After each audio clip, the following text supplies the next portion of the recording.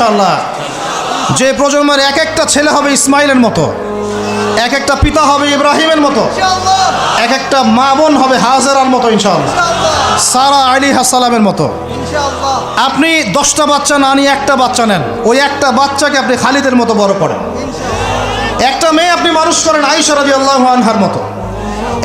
একটা স্ত্রী নেন, আপনি একটা স্ত্রীকে আপনি খাদিজার মতো বানান ইনশাআল্লাহ। একটা প্রজন্ম আমাদেরকে গড়ে দেন। একজন দায়ী, একজন বক্তা, একজন আলেম, 10 জন আলেম, একটা সরকার কিচ্ছু করতে পারবে না যতক্ষণ না আপনারা পরিবর্তন হচ্ছেন। আপনাদেরকে পরিবর্তন হতে হবে। আমি এখানে জোরে গলায় কথা বলে গরম গরম বক্তব্য দিয়েও কিছু করতে পারবো না। আপনাদের সবাইকে পরিবর্তন হতে হবে, আমাদের সবাইকে পরিবর্তন হতে হবে। আজকে থেকেই 5 ওয়াক্ত নামাজি হয়ে যান, আল্লাহ তৌফিক দান করেন। কোরআন হাতে থাকবে সব সময়, যখনই সময় পাবেন কোরআন তেলাওয়াত করবেন। কোরআন আপনাকে আল্লাহর দিকে নিয়ে আসবে ইনশাআল্লাহ। সুন্নত থাকবে, চেহারা থেকে শুরু করে দাড়ি ছেড়ে দেন, দাড়ি ছেড়ে দেন, টাকটুর উপরে কাপড় উঠান। রিজিকের মধ্যে হারাম থাকলে ছেড়ে দেন, সুদ থাকলে ছেড়ে দেন, ঘুষ থাকলে বাদ দেন। যদি কারো সম্পদ অন্যায়ভাবে নিয়ে থাকেন, আজকে তওবা করে সে সম্পদ ফিরাই দিয়ে আসেন। লজ্জার কিচ্ছু নাই, গিয়ে বলবেন ভাই আমি ভুল করেছিলাম, বুঝি নাই, জানি নাই, তোমার সম্পদ অন্যায়ভাবে নিয়েছে, ভাই তুমি নিয়ে নাও।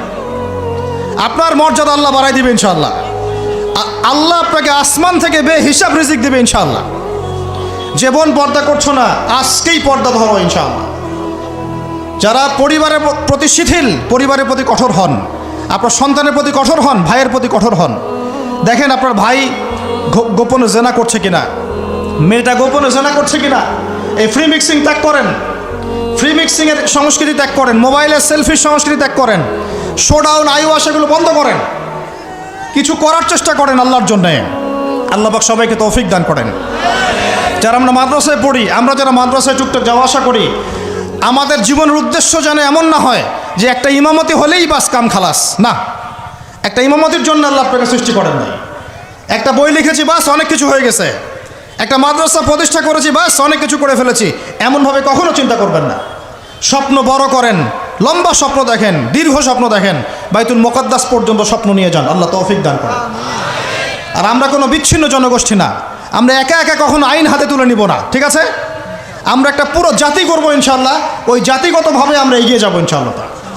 আল্লাহ পাক আমাদের প্রশাসনকে হেদায়েত দেন, সরকারকে হেদায়েত দেন, আম জনগণকে হেদায়েত দেন, মা বোনদেরকে হেদায়েত দেন, যুবক ভাইদেরকে হেদায়েত দেন।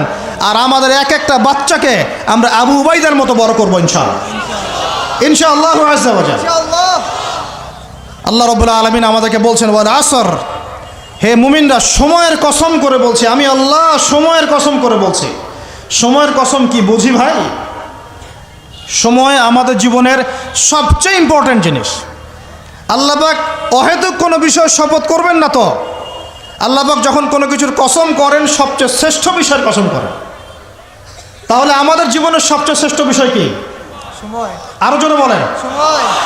এই সময়টা আপনি একটু ঠান্ডা মাথায় বাসায় গিয়ে চিন্তা করেন। আজকে আদনান ভাই ওয়াজ করে গেছে, আমি একটু চিন্তা করি, আপনার আমার হায়াত সর্বোচ্চ হয়তো 60-70 বছর, আরও হয়তো আল্লাহ বাড়াই দিলে 100 বছর, এর বেশি গড়াইও আমাদের নাই, আছে? এখন আপনার বয়স কত? কারো 20, 25, 30, 40, 50, ঠিক না? ঠিক। এখন আপনি বাসায় গিয়ে চিন্তা করে দেখেন, যদি আমাদের হায়াত হয় 60 বছর, আল্লাহ আমাদেরকে যেন দীর্ঘ নেক হায়াত দারাজ করেন, আমিন। আমাদের ভাইদেরকে, বোনদেরকে, ওলামায়ে কেরামকে, আমাদের নেতাদেরকে, সবাইকে আল্লাহ পাক দীর্ঘ নেক হায়াত দারাজ করেন। এখন কথা হচ্ছে, যদি ধরে নেই যে আমাদের হায়াত 60 বছর, আপনার আমার বয়স থেকে কিন্তু 30, 40, 50 বছর অলরেডি চলে গেছে।